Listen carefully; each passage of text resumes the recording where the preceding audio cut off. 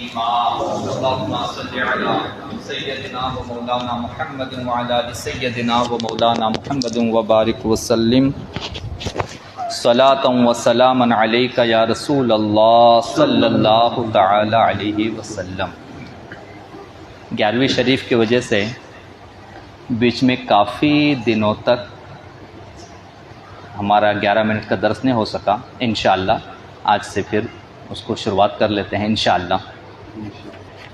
ویسے ہمارا بیان پہنچا تھا میت کے بیان کے بارے میں، ساری چیزیں بتائی جا رہی تھی، میت کے احکام، جنازے کے احکام، تدفین، کفن، دفن، غسل، یہ ساری چیزیں چل رہی تھیں۔ چلیے اسی سے انشاءاللہ آگے لے چلتے ہیں۔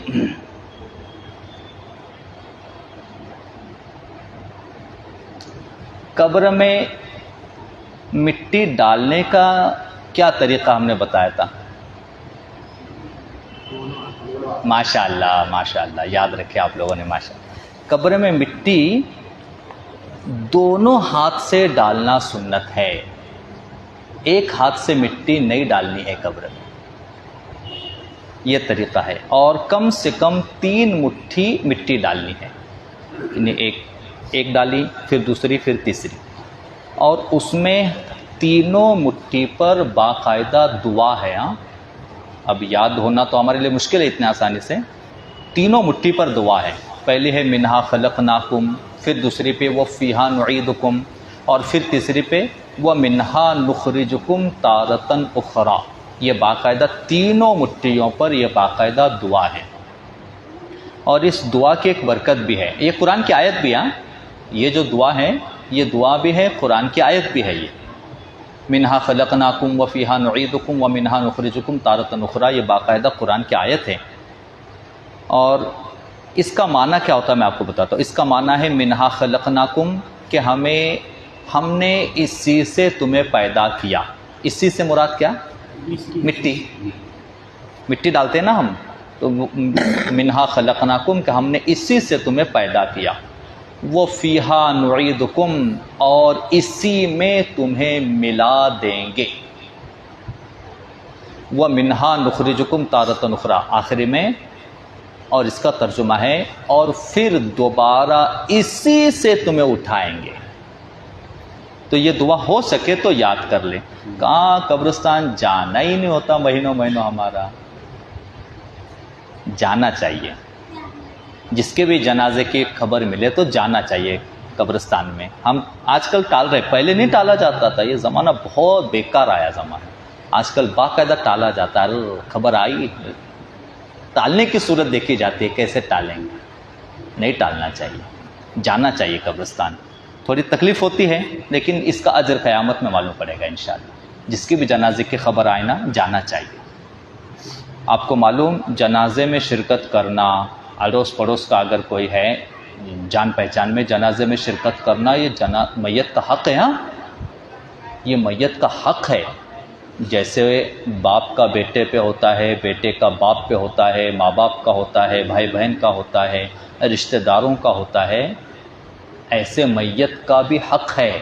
اور اس کے جنازے میں اس کو غسل دینا، اس کو کفن پہنانا، اس کو کندھا لے کے چلنا، قبر میں جانا، اس کو اتارنا، اس کو مٹی دینا، دفن کرنا، یہ سب میت کے حقوق میں سے ہے۔ کہ کسی نے جان بوجھ کے اگر اس کا وہ نہیں کیا تو اس کے بارے میں وہ میت قیامت میں سوال کرے گی۔ میت کا حق ہے یہ، جیسے ایک دوسرے کا حق ہے نا، ایسے میت کا بھی حق ہے وہ۔ تو ہمیں قبرستان میں میت میں شرکت کرنی چاہیے، جانا چاہیے، ٹالنا نہیں چاہیے۔ عورت کا اگر جنازہ ہے تو عورت کا جنازہ بہتر یہ ہے کہ محرم ہی قبر میں اتارے۔ محرم یعنی کہ کون؟ محرم یعنی کہ بھائی ہو، باپ ہو، بیٹا ہو یا شوہر ہو، ان میں سے یہ محرم ہے۔ ان میں سے کوئی اگر ہے تو بھانجا بھی ہے سگا، بھتیجا بھی ہے سگا عورت کا، تو یہ محرم ہے۔ تو محرم اگر قبر میں اتاریں میت کو عورت کی تو یہ افضل ہے، بہتر ہے، ضروری ہے کہ محرم ہی اتارے۔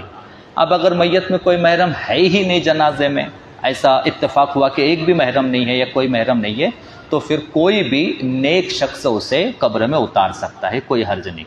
اچھا جنازے کی نماز جو پڑھی جاتی ہے، جنازے کی نماز کا تو ہم نے بتایا تھا جنازہ، ماشاءاللہ۔ پھر بھی ایک چیز ہم بتا دیتے، جنازے کی نماز چونکہ اکثر ایسی جگہوں پہ مسجد کے اندر تو جنازہ نہیں پڑھا جاتا، ہاں یہ مسئلہ سمجھ لے، سیکھ لیا، جان لے کہ میت جنازے کی نماز مسجد کے اندر پڑھنا یہ مکروہ ہے، منع ہے۔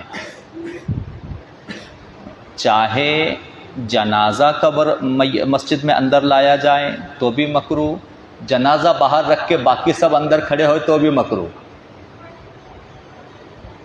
مکروہ ہے نماز مسجد میں جنازے کی نماز پڑھنا مکروہ ہے۔ تو اب جنازے کی نماز کا اکثر کیا ہوتا ہے کہ ہم باہر پڑھتے ہیں، روڈ پہ یا قبرستان میں پڑھی جاتی ہیں، تو مسجد میں ہے تو کوئی مسئلہ نہیں، مگر باہر زمین کا مسئلہ ہوتا ہے، اکثر ہم میدان میں پڑھتے ہیں تو پھر چپلوں کا مسئلہ آ جاتا ہے۔ تو اس میں ایک چلتے چلتے بات سیکھتے چلتے ہیں انشاءاللہ کہ جنازے کی نماز کے وقت میں جوتے چپلوں کا کیا مسئلہ ہے۔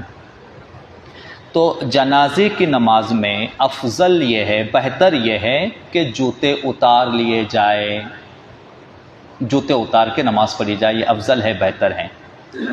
اور دوسری صورت یہ بھی ہے کہ اگر جوتے اتار کر اسی پر کھڑے ہو کر پڑھیں تب بھی نماز ہو جاتی ہے، کوئی حرج نہیں ہے۔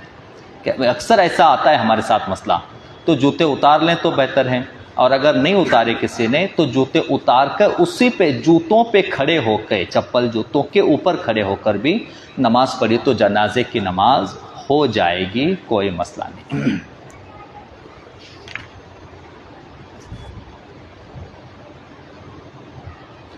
ماشاءاللہ۔ جنازے کی نماز افضل یہ ہے کہ رشتہ داروں میں سے، گھر والوں میں سے، آل اولاد میں سے کوئی جنازے کی نماز پڑھائیں تو یہ بہتر ہے۔ جنازے کی نماز، جنازے کی دعا کس کو یاد ہے؟ مشکل ہے سوال۔ جنازے کی دعا بہت سے نہیں، اکثر لوگوں کو یاد نہیں ہوتی ہمارے۔ جنازے کی دعا یاد ہونی چاہیے، اللہ کرے یاد ہو، سالوں سال جنازہ پڑھنے کا موقع ہی نہیں آتا تو کیسے؟ تو جنازے کی نماز جو میت کی دعا ہے، میت کی دعا اگر یاد نہ ہو، ویسے جلدی میں طریقہ بتا دیتے ہیں تاکہ ایک مرتبہ ذہن آپ کا تازہ ہو جائے۔ جنازے کی نماز میں کل 4 تکبیریں پڑھی جاتی ہیں، یعنی 4 مرتبہ اللہ اکبر۔ یہ 4 تکبیریں یہی نماز جنازہ کا فرض ہے۔ نماز جنازہ میں یہ 4 تکبیریں ہی فرض ہیں۔ 2 ہی فرائض ہیں نماز جنازہ میں، ایک کھڑا ہونا، جنازے کو سامنے رکھ کے سیدھا کھڑا ہونا ہاتھ باندھ کر، اور دوسرا فرض ہے 4 بار اللہ اکبر، اللہ اکبر، اللہ اکبر، اللہ اکبر کہنا 4 مرتبہ۔ یہ جنازے کی نماز میں فرض ہے۔ یہ جان بوجھ کے ہم نے کیوں عرض کیا، اس کو کیوں تاکید سے کہا؟ اگر کبھی ایسا موقع آ گیا، اگر کبھی ایسی بات آ گئی کہ جنازے کی نماز پڑھانے والا کوئی نہیں ہے، یہ بات اسی لیے ہم نے عرض کی، جو 2 فرض ہے نماز جنازہ کے، اسی لیے ہم نے عرض کی ہے۔ اگر کبھی ایسا کسی کھیڑے میں، کسی دیہات میں، کسی موقع پہ، کھیڑے دیہات کی کیا بات ہے، ابھی جو کورونا کا زمانہ آیا تھا اس میں تو تھے ہی نہیں، جنازہ پڑھانے والے بھی نہیں تھے اور پڑھنے والے بھی نہیں تھے، رشتہ دار بھی نہیں تھے، گھر والے بھی نہیں تھے۔ تو ایسا موقع آ گیا کہ کوئی جنازہ پڑھانے والا ہی نہیں ہے، جانکار آدمی جس کو نماز آتی ہو، دعا آتی ہو، اگر نہیں ہے، اب 2-4 لوگ جتنے بھی موجود ہیں، اگر ان میں سے کسی کو بھی آتا ہی نہیں کچھ پڑھنے کو، تو اب کیا کریں؟ جنازے کو بغیر نماز پڑھے تو دفن نہیں کر سکتے نا، تو اب کیا کریں؟ تو اب اس صورت میں ایسا کرنا چاہیے، کوئی بھی نیک شخص اس میں جو بھی ہو، جس کو کم سے کم ہاتھ باندھنا ہی جس کو آتا ہو، وہ شخص وضو کر کے پیچھے لوگوں کو لے کے کھڑا ہو جائے، اور اگر اس کو کچھ بھی نہیں آتا نا، کچھ بھی نہیں آتا، تو نیت باندھ کر پہلے اللہ اکبر کہہ کے، پہلے اللہ اکبر کہہ کے نیت باندھ لے، اس کے بعد 3 بار تھوڑے وقفے سے 3 بار اللہ اکبر، اللہ اکبر، اللہ اکبر اتنا کہہ کے سلام پھیر دے، نماز ہو جائے. اتنا بھی اگر کر دے تب بھی نماز ہو جائے گی. کس صورت میں؟ ایسی صورت میں جب کسی کو کچھ بھی نہیں آتا ہو. تو یہ ایک یاد رکھیں ہاں اس مسئلے کو. کبھی بھی زندگی میں موقع پڑ سکتا ہے، کبھی بھی موقع آ سکتا ہے کہ ایسے حالات. آج کل تو ایسا مشکل ہے، پہلے زمانے میں ہوا کرتا تھا، ایسا کھیڑوں میں دیہاتوں میں ہوا کرتا تھا. آج کل ایسا ہے کہ آج کل آنا جانا آج کل آسان ہو گیا. پہلے زمانے میں آنا جانا مشکل تھا. ہم نے سنا ہے کہ بچپن میں ایسا ہوتا تھا کہ نماز پڑھانے والا کوئی نہیں تو ویسے دفن کر دیا جاتا تھا. کھیڑوں میں کسی کو کچھ آتا ہی نہیں ہے اور دفن کر دیا جاتا تھا. اور پھر جا کے دوسرے تیسرے دن اگر کوئی آدمی آ گیا تو قبرستان میں جا کے اس کے قبر پہ نماز پڑھ لیتا تھا. ایسا ہوا، ہمارے سننے میں آئی ہے ایسی چیزیں.